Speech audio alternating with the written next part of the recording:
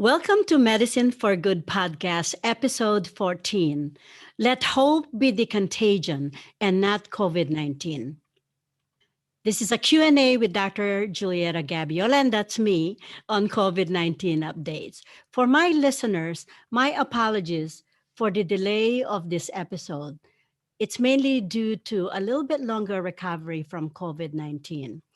Today, I would like to welcome Nicole, who will ask questions that we gathered from our website, Medicine for Good podcast. Nicole Zamignani is an aspiring medical student and has worked with me at Stanford Hospital as our patient flow coordinator, and also has been an invaluable intern with our nonprofit organization, ABCs for Global Health. She is very passionate in contributing to public health or population health. She joined our team in the Philippines 2 years ago, where she not only worked on hands on healthcare work in the community, but also was inspiring to the students she mentored. She is still mentoring students in the United States. Welcome, Nicole.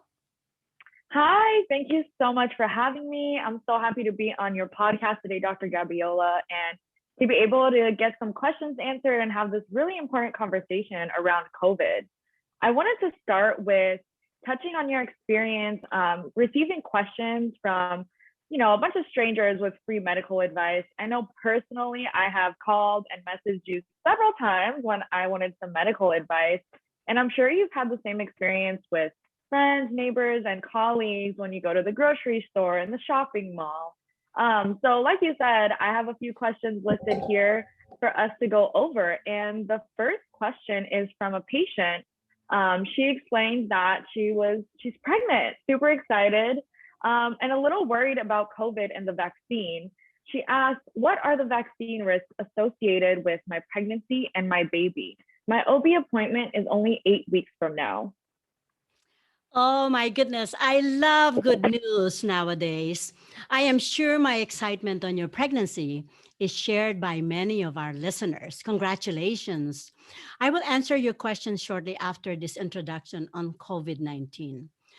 Information from this podcast is derived from reading the literature, from clinical trials, press releases, talking to experts in the field, thought leaders, thinkers, clinicians, and you, the public.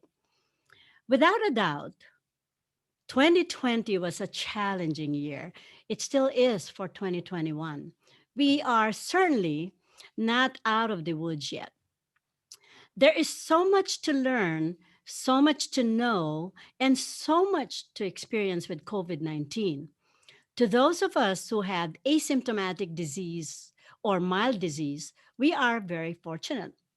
To some who had severe diseases hospitalized, like me, and had protracted course in the ICU, it's just a horrible experience. Some are not that fortunate and they may even die from their disease. Recovery is complete for most people, but some may suffer from lingering symptoms of cough, shortness of breath, fatigue, and brain fog, the so called long haulers. So, what are we gleaning from a year of ripping changes across the globe? At the start of the pandemic, while the world watched China deal with the surge, we were somewhat in denial that it will not reach our respective countries. The spread of the pandemic globally, plus in many countries like the US, for example, where poor governance, misinformation, and divisiveness exerted a multiplier effect, leading to an even more tragic impact of the pandemic. This novel virus requires not only novel scientific solutions for its main menu, but a community effort with compassion and humanity as major ingredients. Though COVID 19 is mild in about 80% of people, about 15 to 20% succumb to more severe symptoms, which may lead to hospitalization, ICU admissions, intubation in about 5% of cases, and even death. People who have experienced mild disease regard the infection just like a simple cold and are quite annoyed that this virus has taken over our lives. People who have severe disease or have lost loved ones respect the impact and the burden of the disease, and hopefully will send the message to others on how horrible this disease can be, and that all preventive measures such as masking, physical distancing, hand washing, avoiding crowds, gatherings, and travel for now. We should not be paralyzed by fear of this virus. Life has to continue with caution and optimism until we could control the spread of the virus through herd immunity or until we find a cure or effective treatment. With 110 million reported cases globally and about 2.5 million deaths, COVID 19 is becoming the mother of all pandemics this century. The consequences are staggering from every facet: social, educational, economic, psychological, and physical health.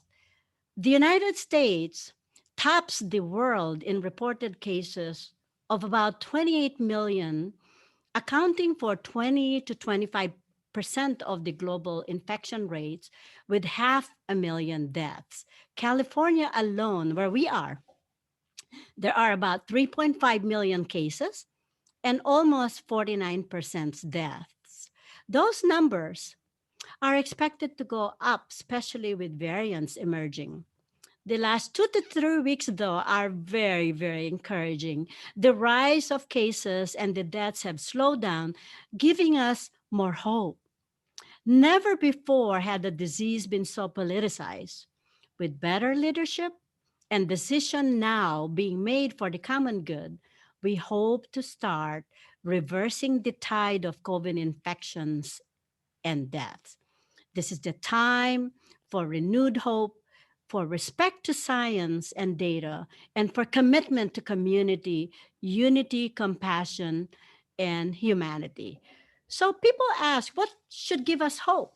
Well, the news like babies being born, like your pregnancy from one of our callers, the unprecedented record speed of vaccine development, from efficacy and safety trials to the emergency usage, and now similar record speed of vaccination of people. In the US alone, about 70 million vaccines have been distributed and about 56 million administered. More than 1.5 million doses administered per day. This is a cause for celebration. In the UK, there were 16 million distributed, Canada, 1.3 million. In the US alone, 8 vaccines have received federal funding through Operation Warp Speed, with contract to about 600 million doses. Other countries like the UK, Canada, China, Russia have vaccines with similar efficacies. More hoping news. There's increasing acceptance of the vaccine, encouraging trends of reduction in rates of infection from the average of 250,000 cases per day in mid-January to now below 80,000 per day. And decreased hospitalization from the 130,000 to less than 70,000, and now decreased deaths as well to below 2,000 mark. So, and also, then there is also this humane governance and cohesive leadership. There's this respect back to science and data, with scientific leaders on the ball now. There's also better communication and dissemination of clear and honest information, with more press releases, town hall meetings, more listening from our leaders. There's also a decrease in incidence of influenza and other acute viral infections, and also well-resourced countries helping struggling countries with this nicely integrated COVAX planning and sharing. And historically, pandemics and epidemics always get into control. Though variants or mutations are not surprising with any virus, We have shown thus far that vaccines are effective against these variants, though with reduced efficacy. Pharmaceutical companies also and companies continue to explore tailoring the vaccine development against the variants. Although vaccines are critical to control COVID infections and spread and hopefully get society reopened again, public health measures like hand washing, masking, and physical distancing have been shown to be very, very effective in preventing the spread of the infection. These measures have been um, shown to control infections and death in many countries like Thailand, South Korea, Japan, and New Zealand, to name a few. Stopping the pandemic will require a multifaceted approach, such as public health measures, vaccines, exploration for more effective treatment, and humanity. Like, for example, helping each other and helping other nations. Yeah, absolutely. And look, there's so much to look forward to, and it's so important that we maintain hope and keep a positive outlook, at least, for the next few months. I know it'll still be difficult, but I'm glad you highlighted all those things to look forward to. And also to continue that conversation, we need to be able to continue talking, especially with kids, because they may not understand everything that's going on. And that leads me into the next question that actually came in from a father. He said, I wear my mask religiously and sometimes my shield and gloves when going out. I still see people not wearing masks in public and it annoys the heck out of me. Seeing this at times makes me want to stop caring as I see some people don't seem to care at all. Even political leaders are not consistent in wearing masks. My daughter asked me, why do you want me to wear a mask when I always see people on TV in groups not wearing masks? How should I respond to my daughter? Oh my goodness. Thank you for that question and thank you for listening to your daughter. Actually, during COVID 19, appropriate messaging and listening are key. So, my suggestion is I will explain in plain language why masks and other barriers are important in controlling the spread of the virus. I'm unsure what your daughter's age is, but I will probably go down to their appropriate level. So I would probably show myself talking or speaking or coughing and see what comes out from my mouth, and show then with the mask how this spreading out of what comes out from your mouth when you cough or sneeze can be prevented. So I will show the purpose of the barrier. And then I might even uh, kind of like integrate stories. Like, for example, um, what they see, like stories of doctors and nurses in the operating room with masks on to prevent transmitting to the patients and transmit and prevent transmission of infected microorganism to the wound or the surgical field. Or maybe I will integrate experience. Like, for example, think about the experiences that you have when you visited grandma and you try to protect grandma if one of the kids are sick. So you have them wear mask or you wear a mask to protect your grandma if they are immune suppressed or if you are or if you are sick. So I would do those. I will also emphasize that in COVID-19, people may be asymptomatic or no symptoms, but they harbor the virus in their nose and throat. And that's about, in reported cases, about 20 to 40% in observational studies. I even recall from my own experience when I was in the Kaiser emergency room as an attending physician, I was assigned to the emergency night clinic where it's predominantly pediatric cases with acute viral and bacterial infections. I recall I was always sick after that tour of duty. And then I started wearing mask. And then I noticed that I wasn't getting sick after my tour of duty.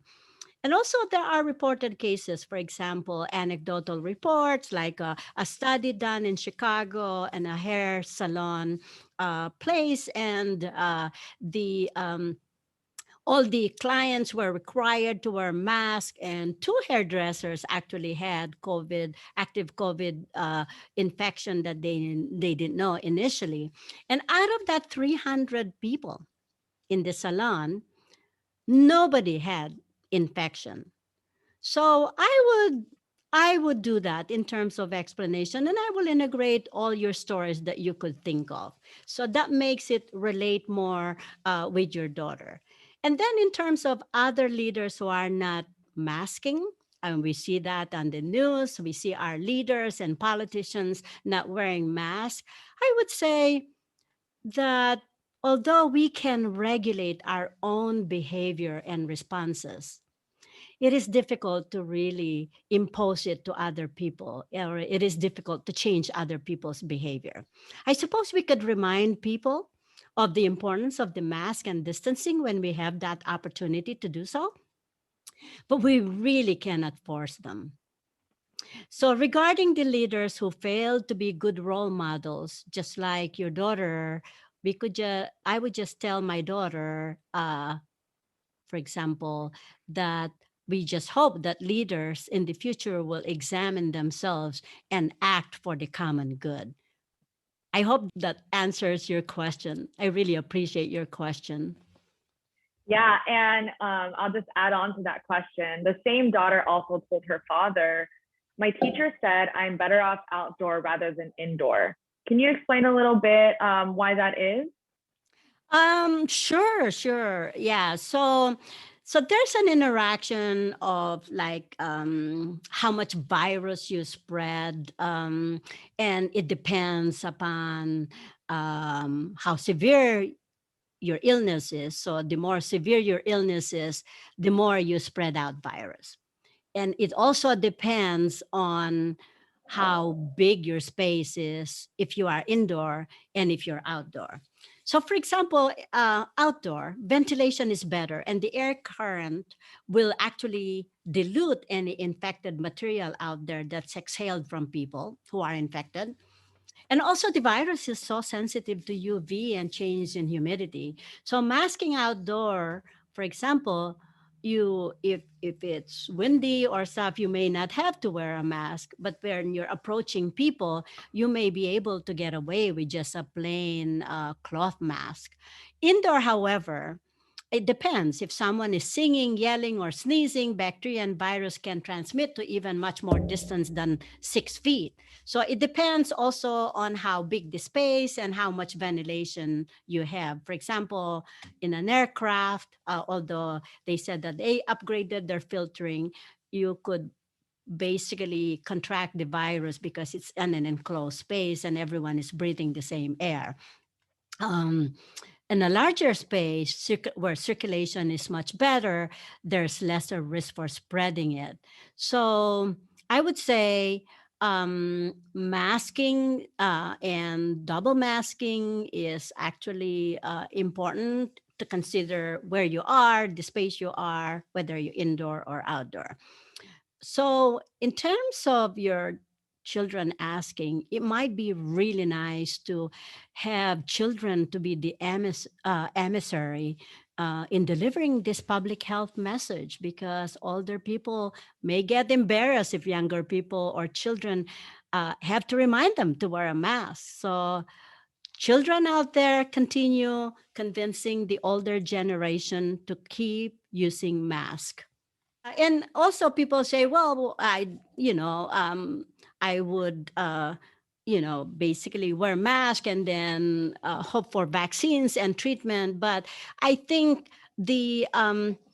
those preventive public health measures are cheap, and they don't give you side effects.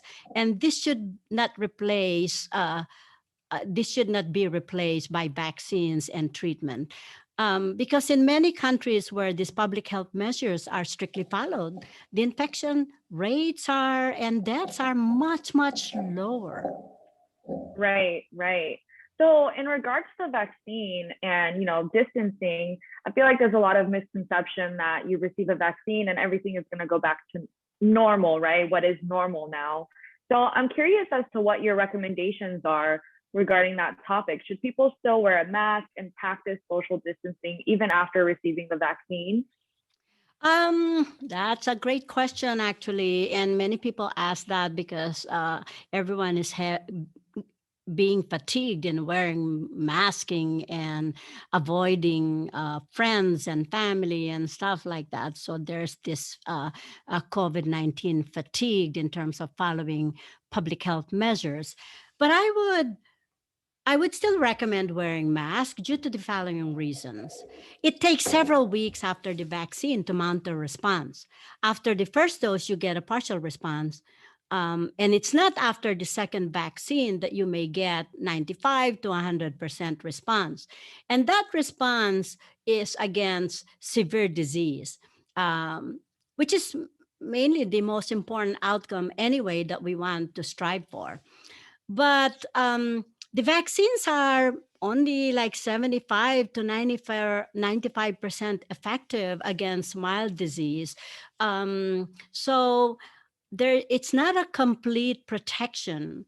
Like, for example, for the measles vaccines, which started sometime in 1963, the disease was not eliminated until year 2000. So most vaccines are most effective against severe disease, but not against milder form of disease or against asymptomatic disease. And then there's another aspect of that. We do not know if the vaccinated ones who have no symptoms, like the asymptomatic ones, but still have the virus in their nose and throat, that they cannot transmit the virus. We think that the virus may prevent transmission too, but studies are needed to determine this. We still need to protect people who have not been vaccinated or who cannot be vaccinated, like a lot of the people who are immune compromised that they cannot receive the vaccines yet. Until it takes us to the herd immunity threshold, for example, which may take another 6 months. And then this future variants, I'm not really sure whether they may escape vaccine efficacy. The good news, though, is the mRNA vaccines may still cover the new variants, although there's reduction of neutralizing antibody levels. But the immunity goes beyond just antibody production, though. And we'll talk about the B cell and T cell response. And T cell, which is the cell mediated immunity, may be the main driver for longer lasting immunity. These are all our memory cells, killer cells, and helper cells. The studies to test the effectiveness of the vaccines on the trials only factored in basically the production of antibodies.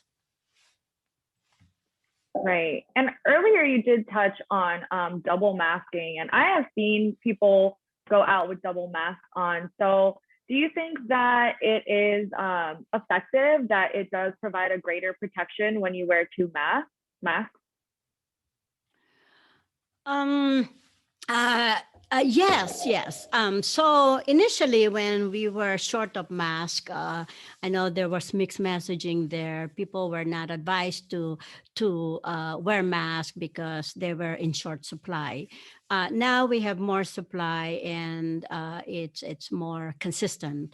So now double masking may be advised in cases like, for example, the emergence of this new variants. And also with double masking, it may improve the fit in your face because you see other people there with the mask like flailing open and incorrectly placed and incorrectly fitting their face. So the double masking may improve the fit and it does improve the filtering capacity. As long as it doesn't obstruct your vision, it may be recommended if you are in a closed space, if you're in front of an infected looking person, or if you are in front of a person who is immune compromised, to protect them. And so there are various ways. N95, for example, is good. I wear my N95 when I travel in a closed space, like, for example, in an airplane, or when I see patients. And even with N95, I still put a surgical mask underneath it, because I seem to be allergic to the N95 the N95. So people can wear N95, which are really reserved for healthcare practitioners.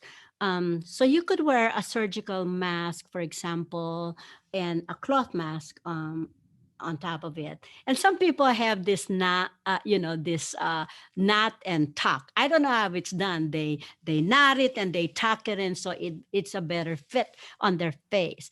Or you may wear also that, as I mentioned, the cloth mask now, they have filter inside it. So you could buy those. I'm not sure how much they cost. So depending on whether you're outdoor or indoor, depending on the distance to your conversant, or depending upon the ventilation or the person in front of you, their susceptibility to infection and their risk for infection. Right, right. That's great to know. And also great for you to protect yourself and to protect other people. I wanted to return to the pregnancy topic. I don't know about you, but it seems like there's a huge baby boom over this quarantine year. I know a lot of people in my circle that have become pregnant. So we do have a question from one of our listeners regarding pregnancy. She says she just found out that she's pregnant and she's 6 weeks pregnant and wondering if she should take the vaccine. She wants to know what the risks associated and the direct risk to her baby. In regards to her pregnancy and breastfeeding as well, could you just speak a little bit on the risks and benefits of the vaccine and having COVID on the mother or the fetus?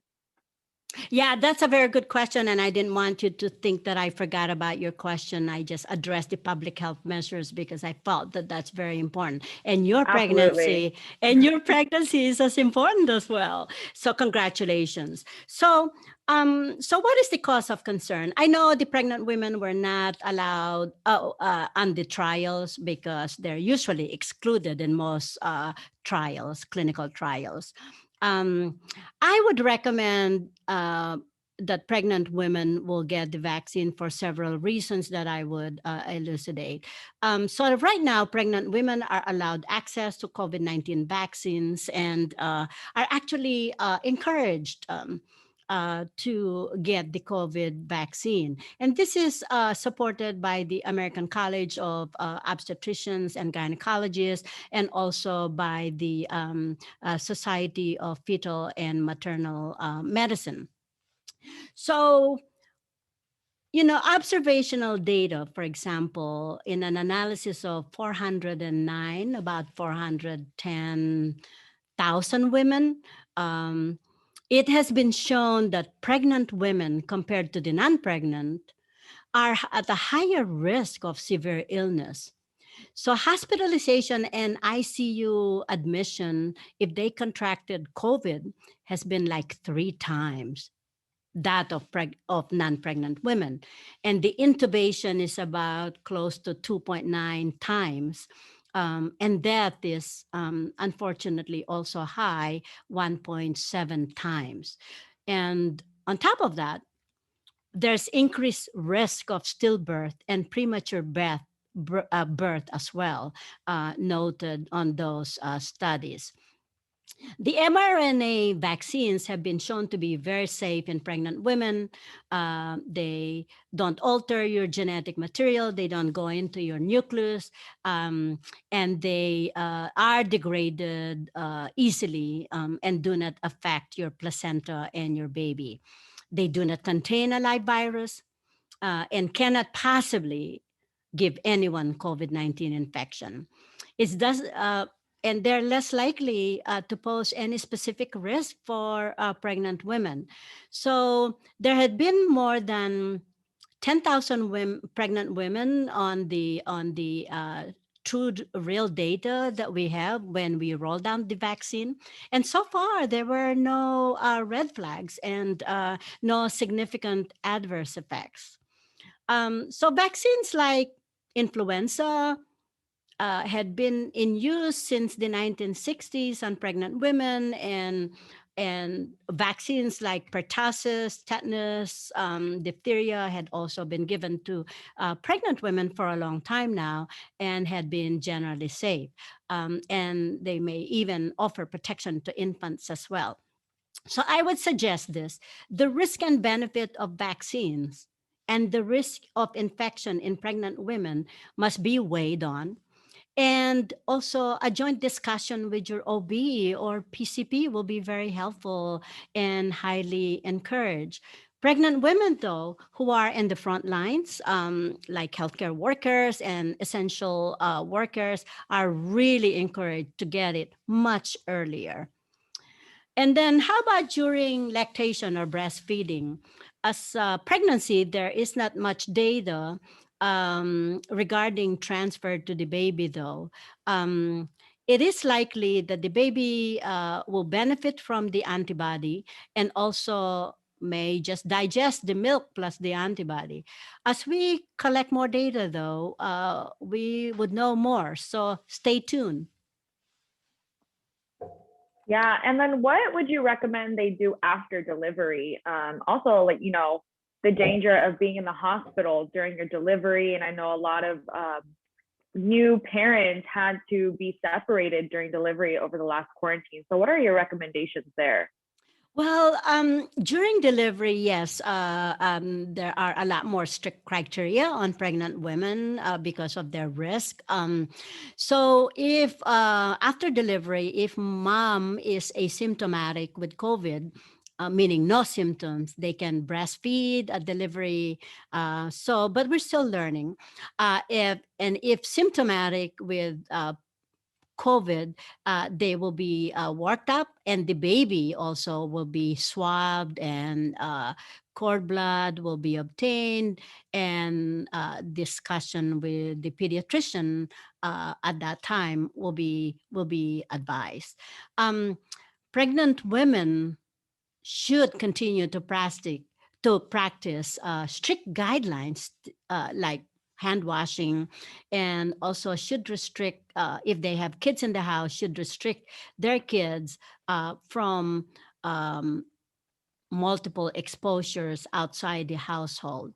So that would also help protect pregnant women at their homes. Yeah. And I wanted to touch a little bit more on a personal topic for you, maybe. Everyone that listens, we know that you came down with severe COVID after your vaccination. So I want to hear a little bit more about your experience with that. Well, my experience is not a great one for sure. Doctors are the worst patients. Uh, we think we know everything, but when it comes to deciding for ourselves, we may not be the best doctors for ourselves. So when I was experiencing COVID, initially I was just having cough um, and um, and fatigued and muscle pain. So I took it for granted. And then over the next 4 to 5 days, I continuously got worse. And contrary to what my families and friends and colleagues had recommended when I was getting sicker, they wanted me to check into the hospital.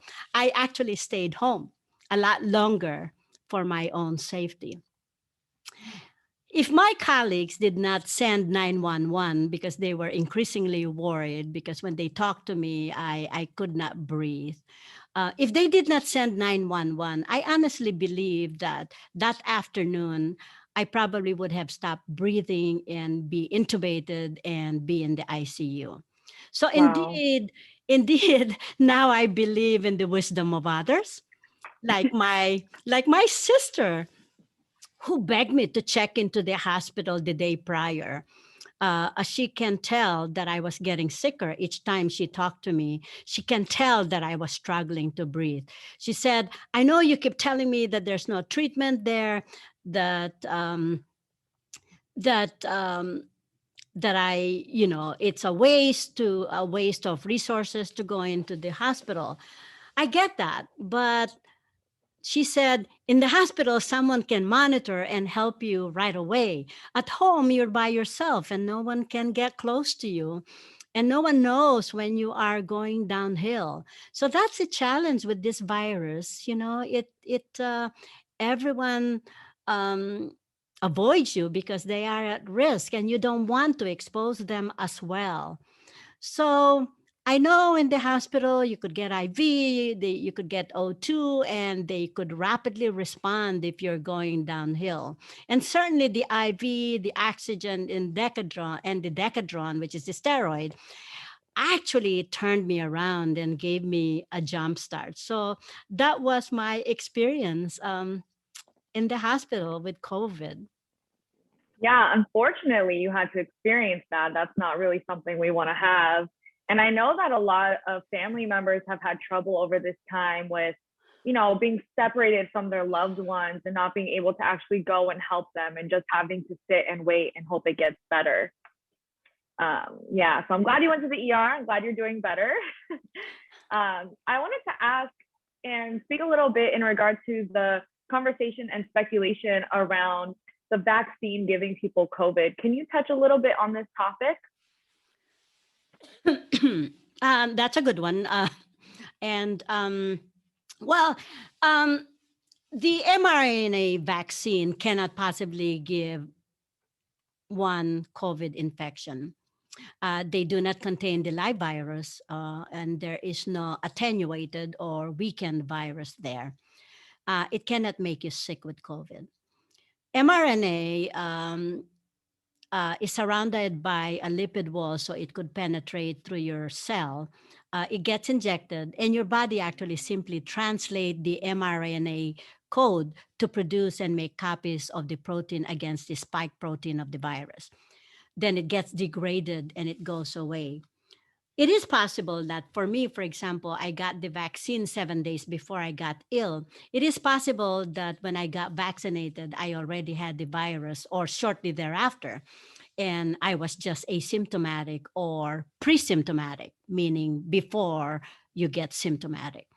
It takes about 2 to 3 weeks for the body to produce T and B cells after vaccination. So it is possible that a person may still be infected with COVID they may still be infected with COVID right after vaccination, where the neutralizing antibody are not sufficient yet, and then the T cell mediated response has not been activated yet. So the body will have a partial response to the first vaccine. And as I mentioned earlier, will take the second booster for the full response weeks after the second dose. So I would say you would need all that B and T cell response to fully protect you. And I believe the T cell lymphocytes or the T cell mediated response, like the killer cells, the helper cells, and the memory cells, are the ones that are important in preventing severe disease and determines longer immunity. Right. And we know that you got your first vaccine. Are you planning on getting your second one? And if so, why? Do you believe that you already have a natural immunity, having contracted COVID?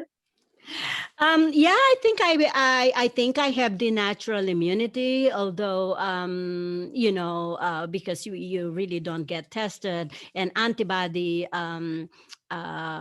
titers are only one part of the equation. As I mentioned, you have the T cell mediated immunity.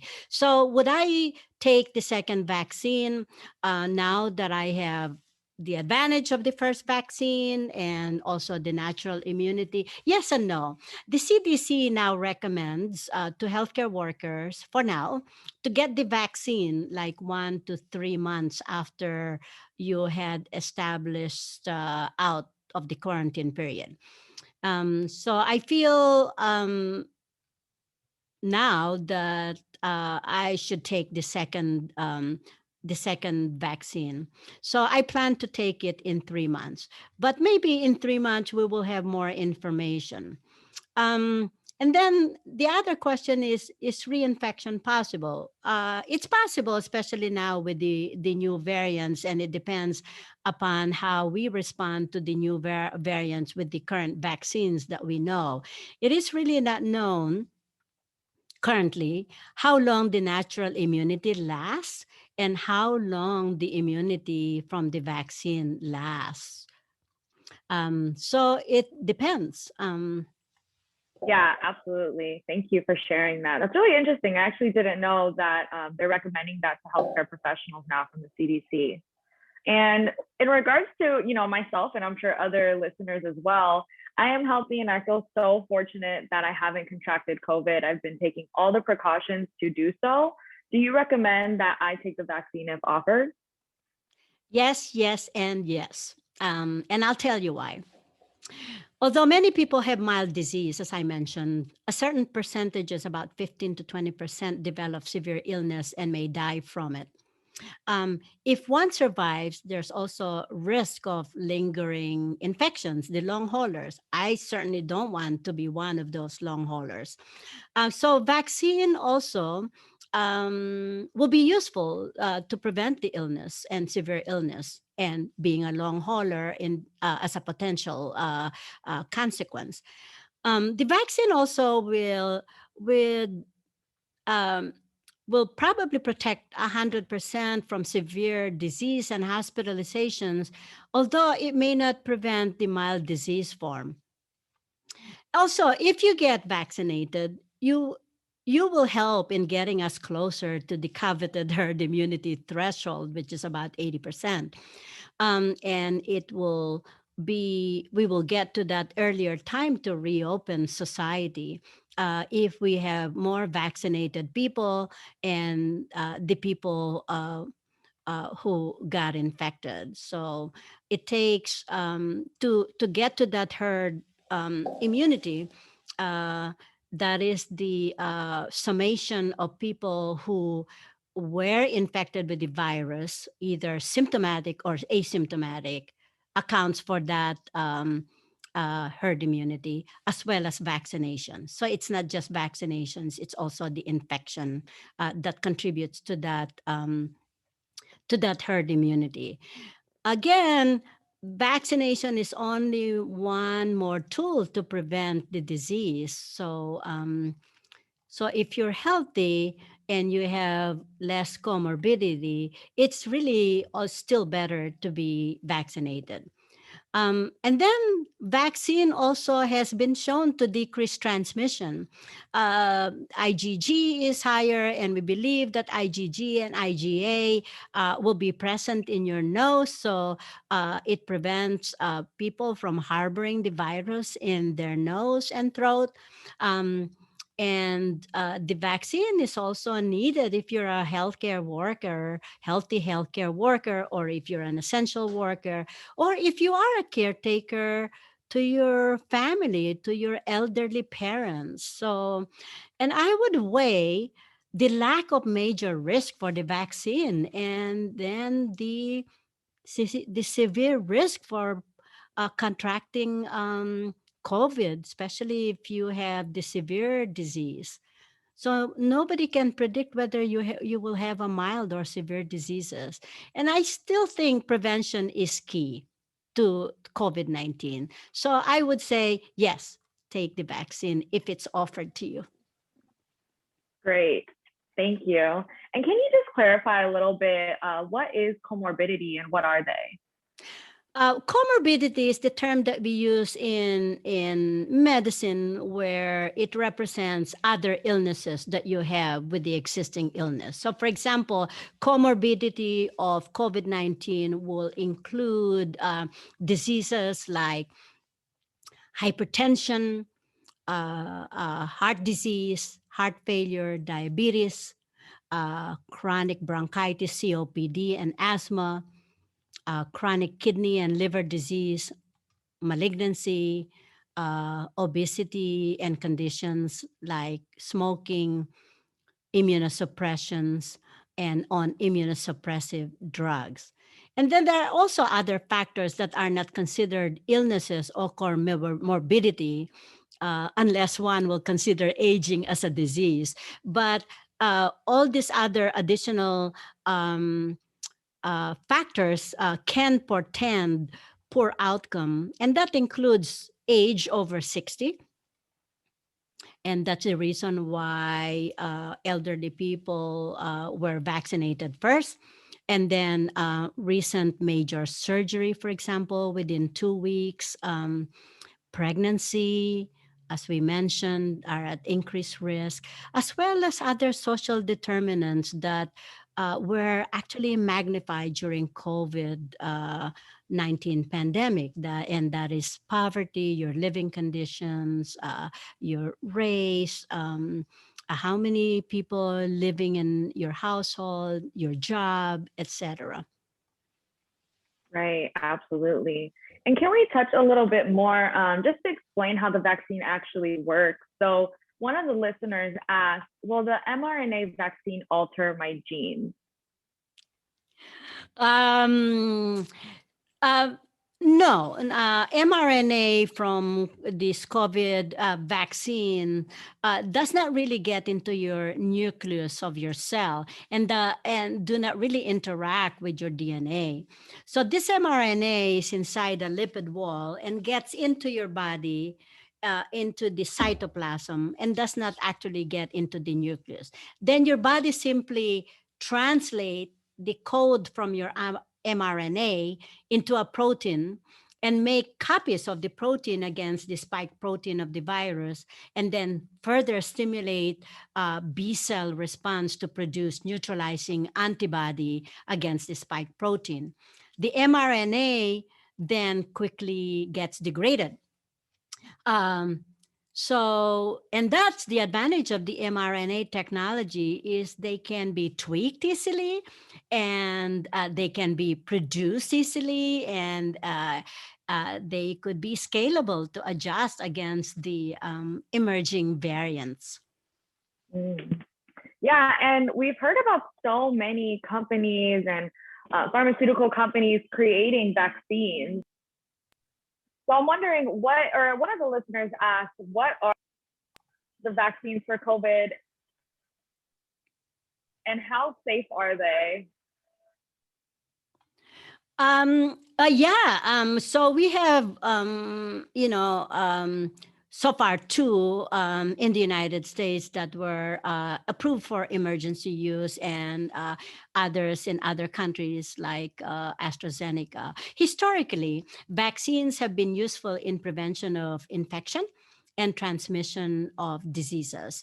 Vaccines plus infection, both symptomatic and asymptomatic, as I mentioned, lead to the herd immunity threshold, so we can get closer to going back to the previous normal that we once had, or we once knew before COVID. So I am grateful for the warp speed development of the vaccines. It comes in a time that they are extremely important. They also are only one tool in preventing the disease and spread, second only to the public health measures for now, but can really get us close to the herd immunity. So, what are the type of COVID vaccines? All of them work on the same pathway, by the way, something to do with the spike protein and creating antibodies. Then the body then will proceed to also activate the cell mediated immunity, like the T cells, which are important not only in mediating severe disease and also portend longer lasting immunity. So the mRNA vaccine that I mentioned that relays the signal or gives your body the instruction to make the protein is it injected to you, and then the body makes more copies of the protein to help you fight the infection. So now we have two mRNA vaccines, the Moderna and Pfizer vaccine that were approved, and then in the United States. And there are also the protein subunit vaccine. These are the recombinant protein, coronavirus protein, and that contains harmless pieces of the protein from the virus that cause COVID instead of the entire virus, and are combined with an adjuvant. And with an adjuvant, and the example of that is the Novavax, which should come out also pretty soon. And then we have the vector DNA vaccine.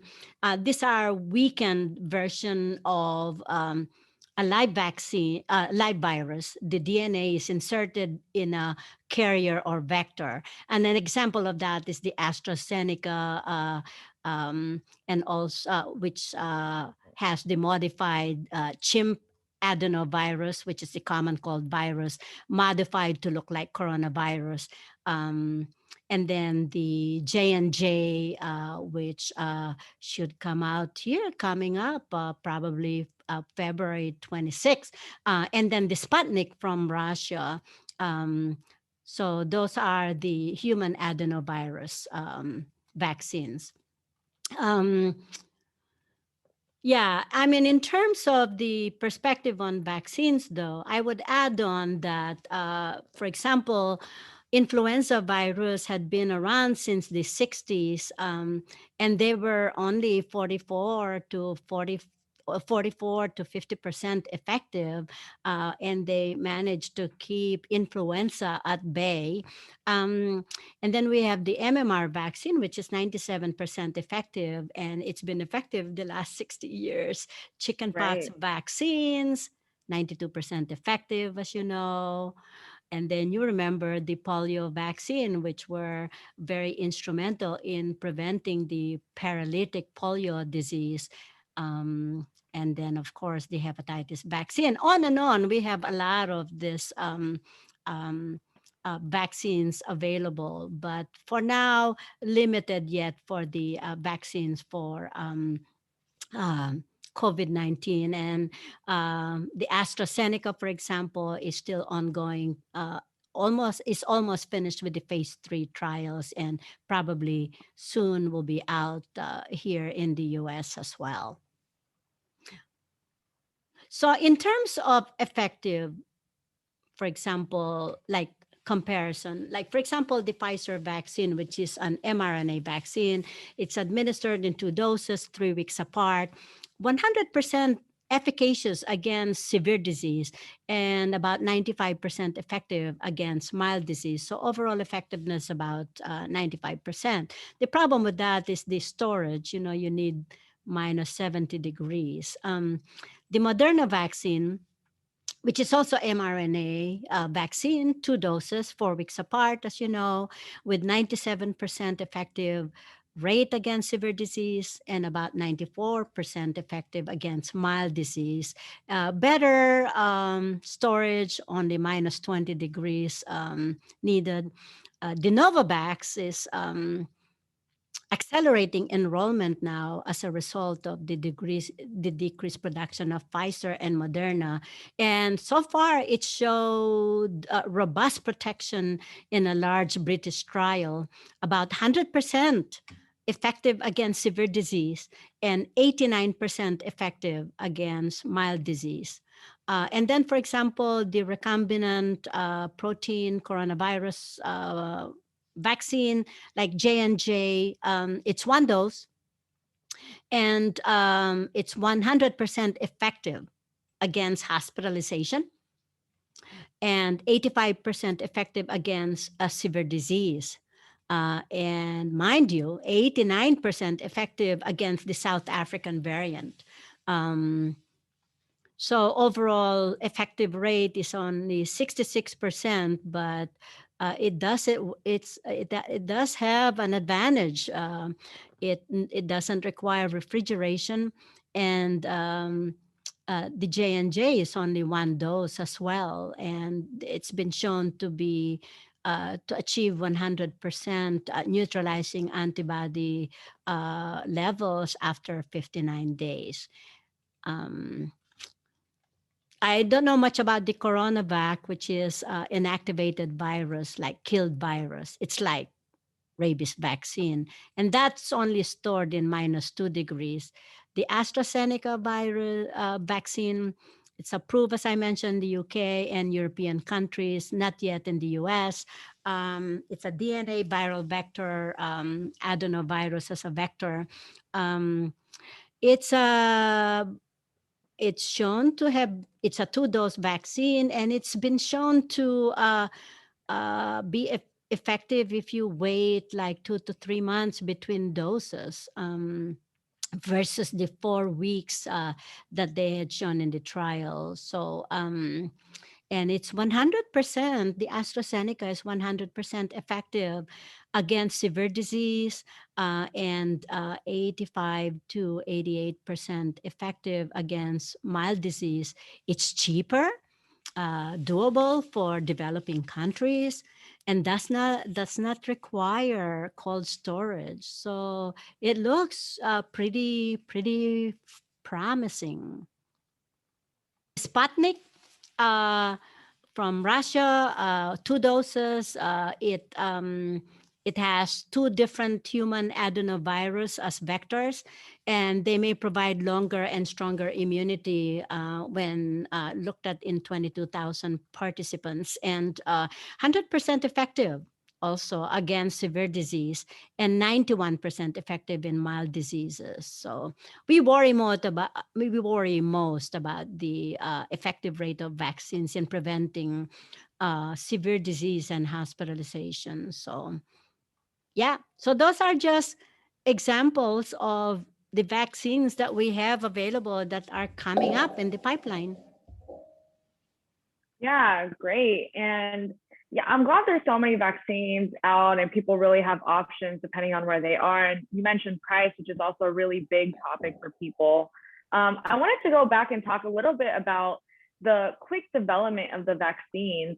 This listener shares a similar concern, and they said that anything that is uh, developed so quickly has them worried. So, regarding the safety and the possibility of possible cut corners in the development of the vaccine, um, what would you recommend with them being fearful and thinking that the vaccine is not safe?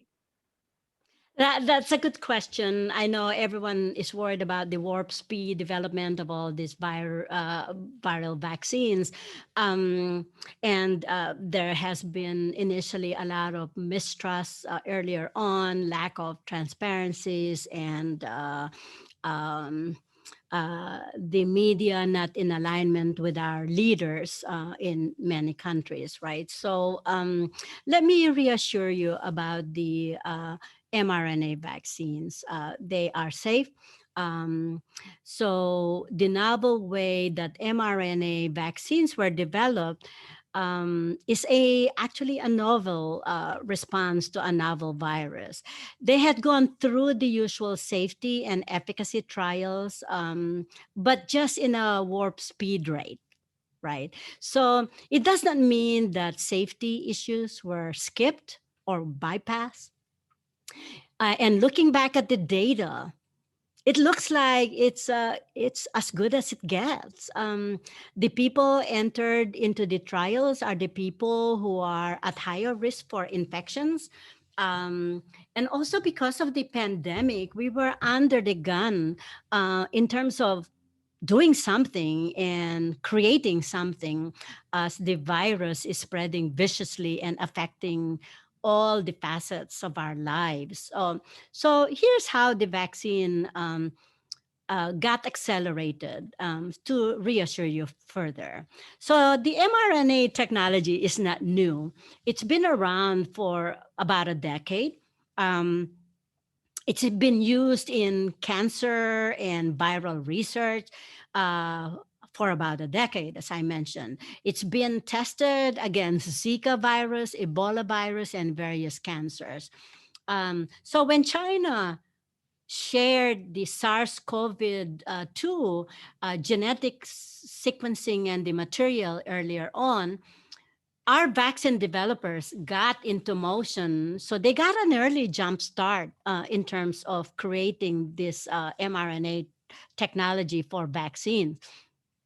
So the testing process was as rigorous, and there were no steps skipped.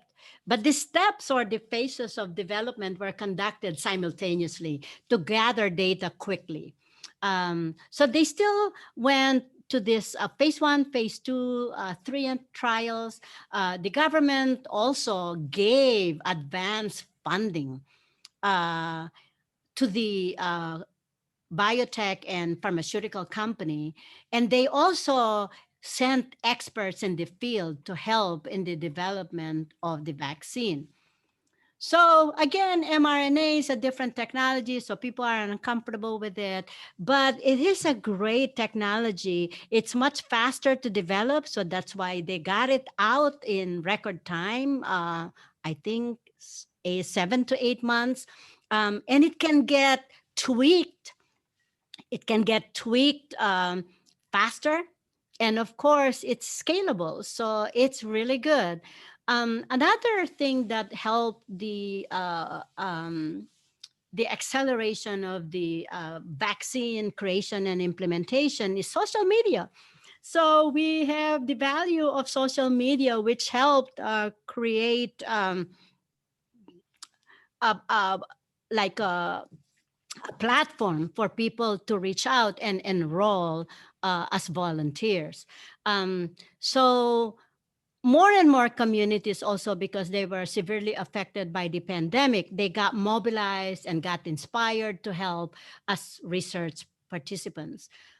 So that, and then companies also manufactured vaccines way before authorization, because they were guaranteed by federal government they will be authorized. So that's what accelerated the development of the vaccines.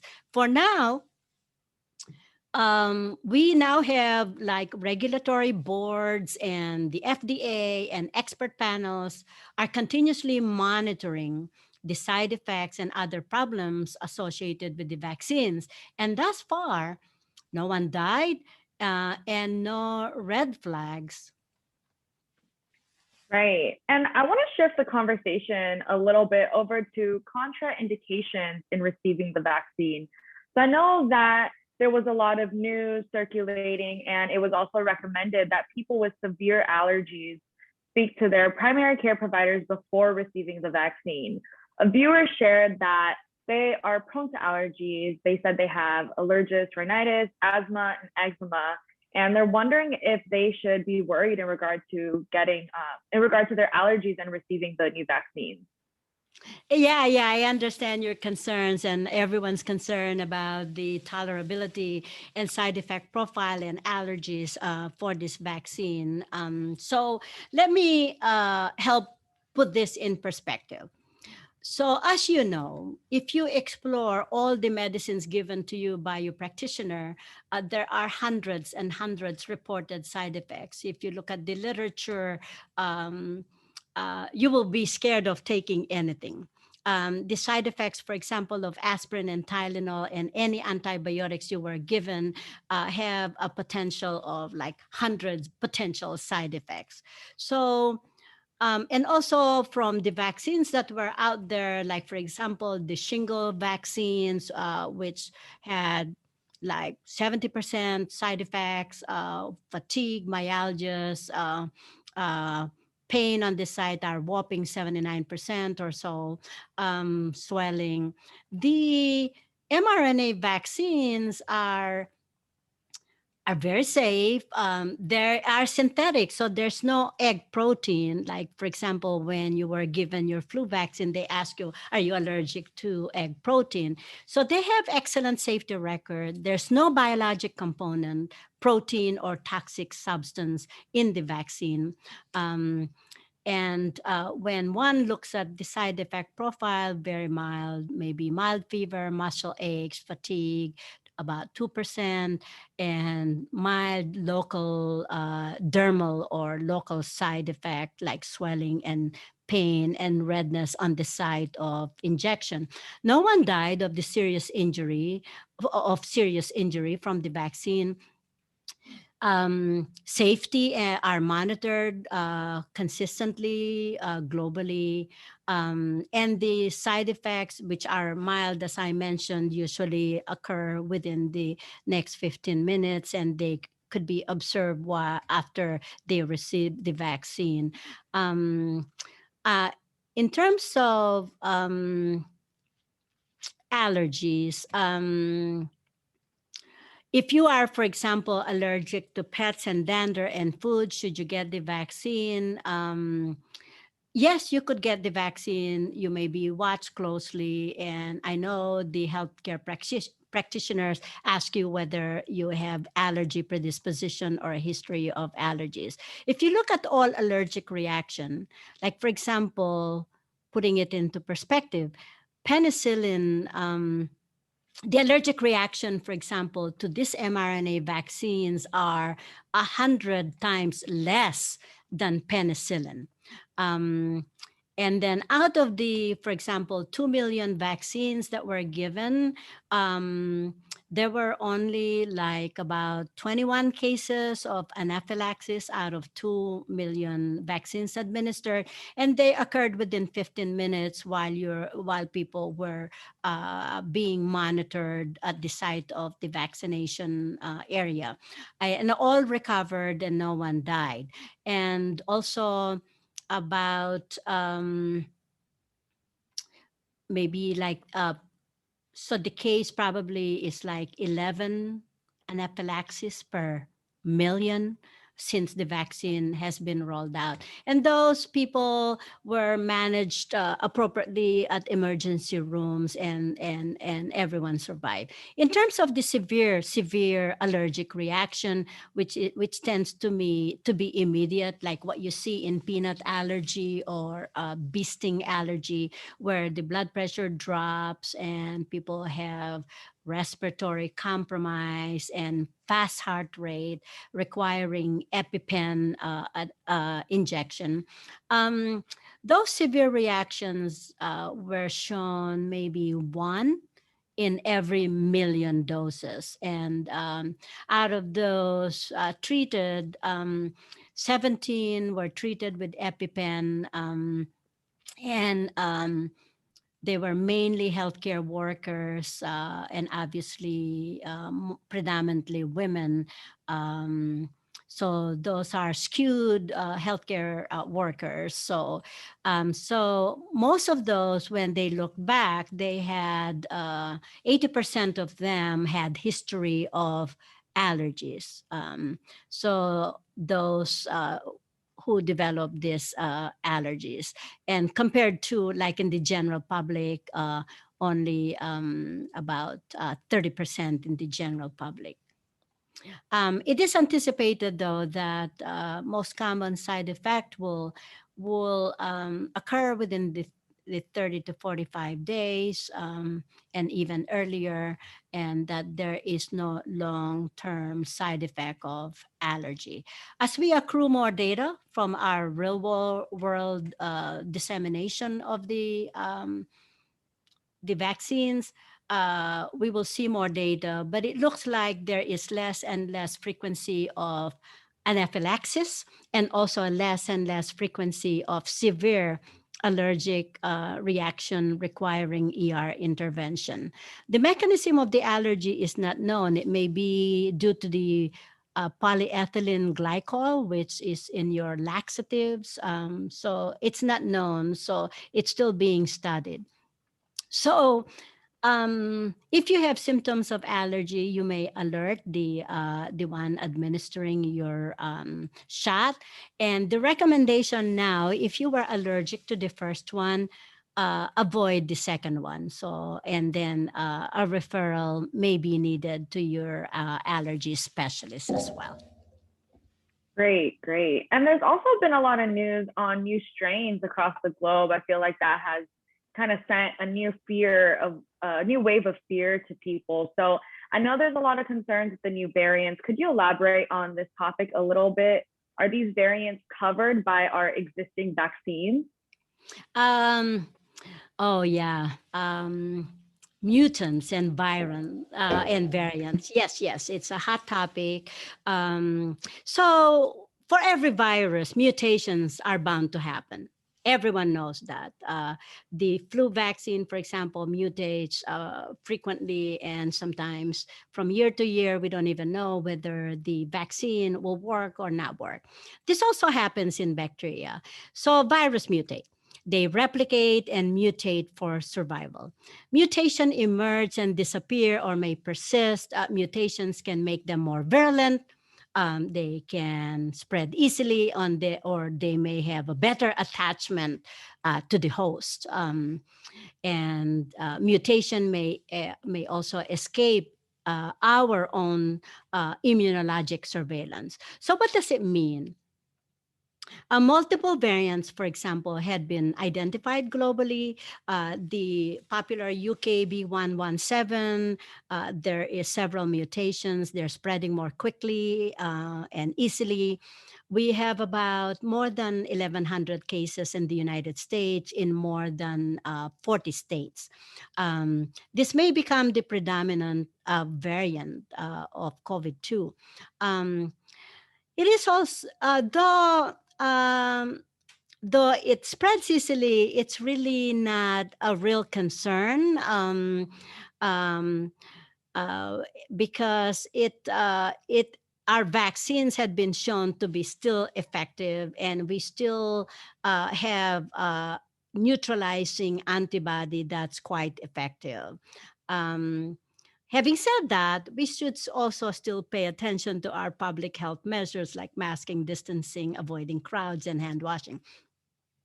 It seems that this variant seems to be in younger people under 20, um, although the older are more susceptible also to the UK variant. So, drug companies are looking at altering the current mRNA vaccine uh, to address these ongoing mutations. The South African variant, the B1351, reported in about 17 cases already in the United States, is more of a concern as it is shown to be a little bit more virulent, meaning its ability to make you sicker is more.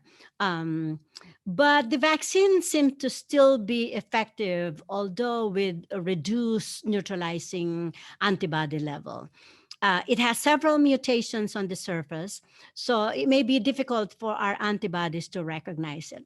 So there may be multiple sites, for example, that may escape our own immunologic surveillance mechanism as a result of vaccination. But it still seemed to be responding to our current vaccine.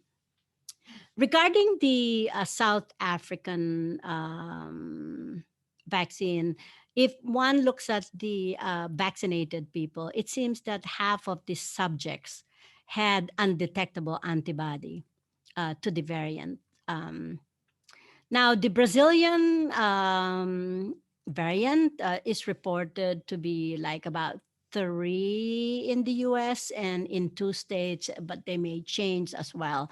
And now, more worrisome is the Bristol variant, which is reported to be surfacing in the United States. And the vaccine may be less and less effective to the Bristol variant. So these mutations are being monitored through frequent viral sequencing, and they are monitored for their significance to public health, like looking at how severe the disease they cause, how do they spread, do they spread quickly, do they require different mode of treatment, or are vaccines effective, where do they spread, and who are being affected by them. So more to follow on this as our scientists are looking at how this epidemiologic studies are being conducted.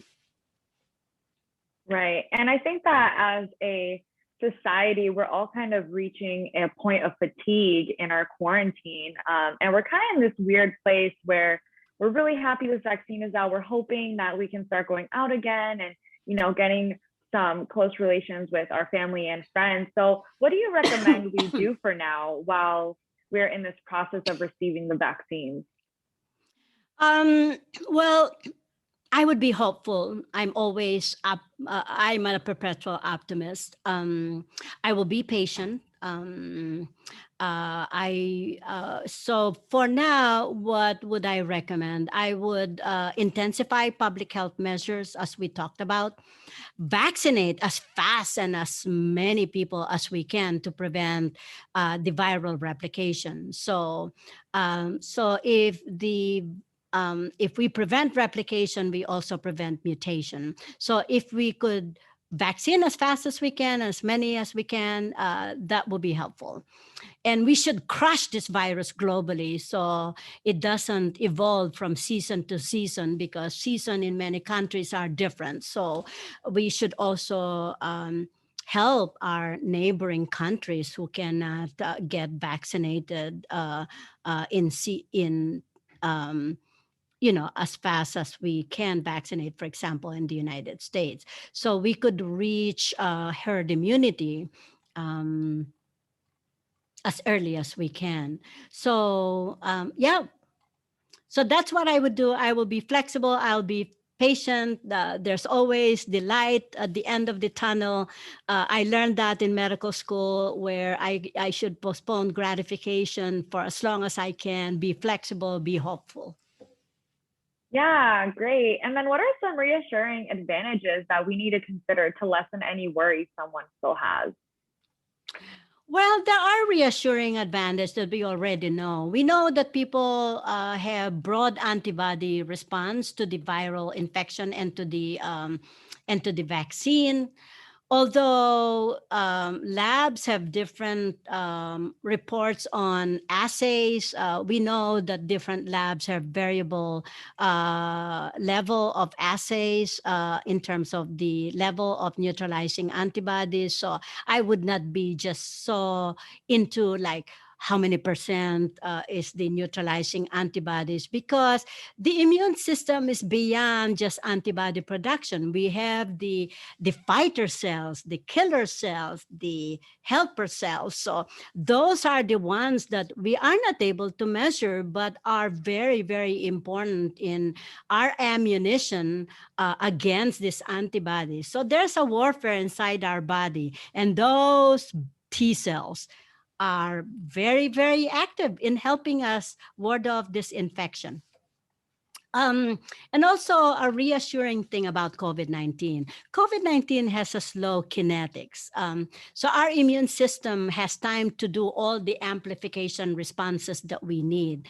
Um, and um, and the RNA virus tend to mutate less faster than, for example, the DNA viruses. Um, and for example, Moderna and Pfizer are exploring various ways to tweak the vaccine to address the new variants. So I am sure others are also doing the same. So fortunately, vaccines are a lot easier to tweak and easier to kind of roll out. So there are these reassurances that we need to continue our hope and optimism. Yeah, absolutely. And what would your recommendations be to patients who are immunosuppressed, either by their disease or through intake of any immunosuppressants? Do you think that they should take the vaccine, and when would you recommend they do? Yeah, that is a great question, and to all those folks out there with immune suppression, either by your illness or having to take anti-suppressant drugs, I know it's a source of concern. Um, Although these patients were excluded from the trial, so we don't have data from the clinical trials to guide us on how to advise you. So it will entail discussion with your rheumatologist, with your primary care physician. But looking at all those studies so far, Reports has been substantial percentage of the immune suppressed people have avoided hospitals, have avoided clinic visits, and also have avoided laboratories. And many of those people also have stopped their medications because of fear that it increase their susceptibility to the COVID-19. So I know you are concerned. So reports from COVID-19 rheumatology registry, though, have been very reassuring and has not revealed increased risk for COVID complications if you're on immunosuppressant drugs, unless you are on a high dose corticosteroids. So, what do you consider? Well, consider talking to your rheumatologist and PCP and have great guidance. And People, for example, on methotrexate, it shows that methotrexate decreases your immunogenicity from the flu vaccine by about 10 to 20%, meaning that it's less effective. And there are also more allergic reaction to the virus. So some people recommend to hold your methotrexate doses for 2 doses before you get the flu vaccine. In terms of the efficacy of the vaccine in these people, it seems to me that if you have active uh, autoimmune disease, it decreases your responsiveness and reactivity to the virus. So I would vaccinate when your disease is in better control or under remission. A, People, for example, on rituximab, we suggest that you you take the vaccine before your rituximab dose, for example, because people on rituximab, you have B cell depletion. Um, and when the rituximab is given, there's even decrease in B cell, including memory cell, within few weeks and within 24 weeks. So I would say look for a window to get the vaccine before your next infusion of rituximab.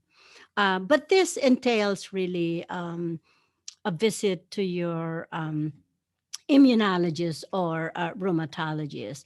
I mean, in terms of question, or would I have flare on my disease that could viral infection trigger a flare of my disease? Uh, Infection may be triggered, may trigger a flare, or may even prevent a flare or your autoimmune disease. So, for example, uh, an example of which is like viral URI or influenza can trigger relapse of multiple sclerosis, for example. It does not trigger it, or it does not cause it, but it may cause a relapse. For example, rabies vaccine had shown to develop, in some people had developed encephalomyelitis. Guillain-Barré after swine influenza virus vaccine. Autoimmune thrombocytopenia, decrease in platelet count after measles vaccine have been reported. Um, and some reported rheumatological disorders when people were given high dose steroids. So, as we have more people that we vaccinate, I know we will have more data and we'll be able to um, advise you accordingly. Yeah, I know it must be difficult as a healthcare provider to, possibly have patients with that are immunocompromised and not really have a solid answer for them. And it must have been really difficult to treat COVID and diagnose it and help everyone when it first entered our society a year ago. And I was just curious how the treatment has developed over the past year and what are the current approaches to treating COVID? Um, Not much in the treatment of COVID. Unfortunately, um, although our scientists and healthcare professionals are busy conducting many trials. If you look at the NIH, there are hundreds and hundreds of trials out there. For now, it is more of a supportive treatment. Fortunately, most cases are mild, as we mentioned, not requiring hospitalizations. Um,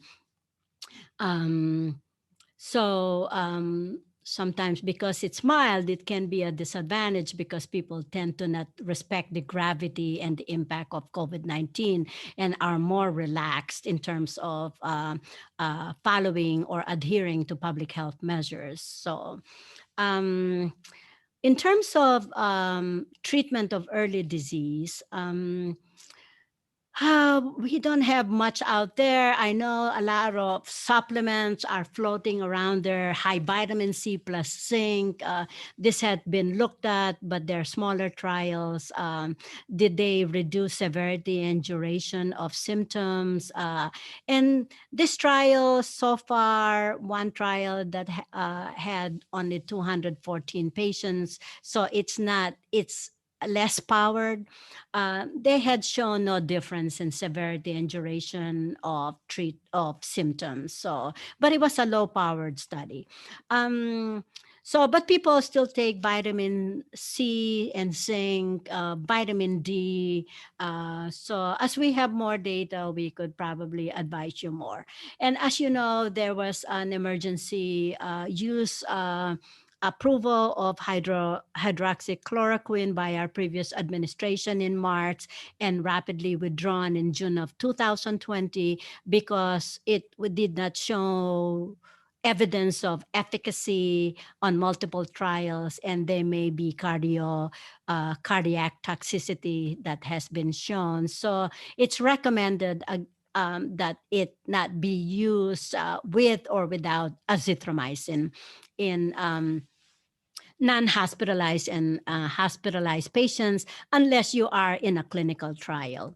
Um, and there had been other ongoing trials there on the value of ivermectin, early use of monoclonal antibodies, like bamlanivimab, in terms of treatment of mild to moderate disease in the prevention of hospitalization and severe disease. There have been trials on convalescent plasma, other biologics, hyperimmune globulin, other antiviral drugs, colchicine, interleukin 6 antagonists show some promise early in the disease, oral steroids, Pepsid or famotidine.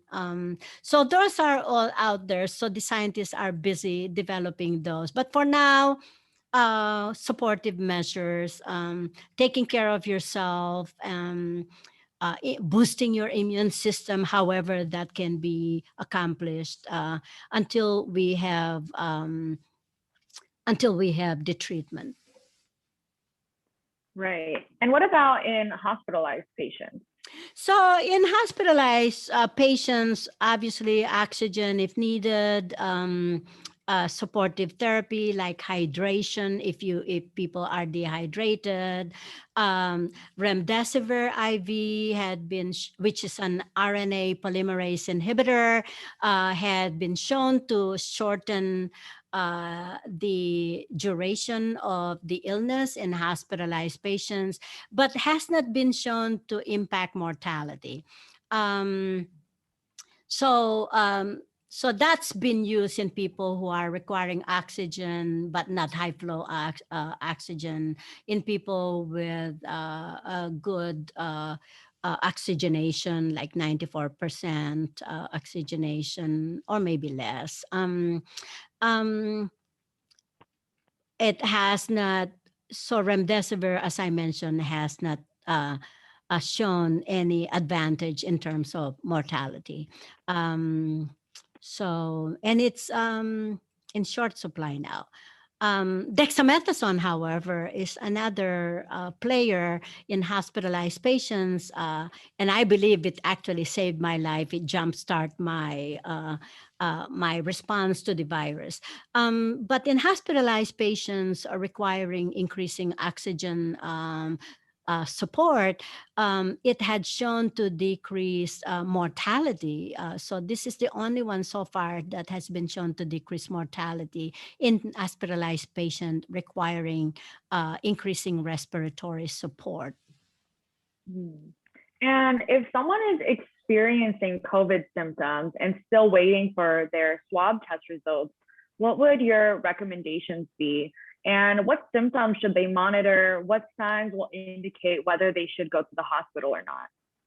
Well, luckily, as I mentioned, that most people will have mild disease. So you could improve your hydration, improve your immune system, rest, don't do all your projects when you're succumbing to the infection. Stay at home, prevent people from getting it from you while you're waiting for your swab. And you may want to take Tylenol if you have fever and some over the counter medications to treat your symptoms of runny nose or cough, for example.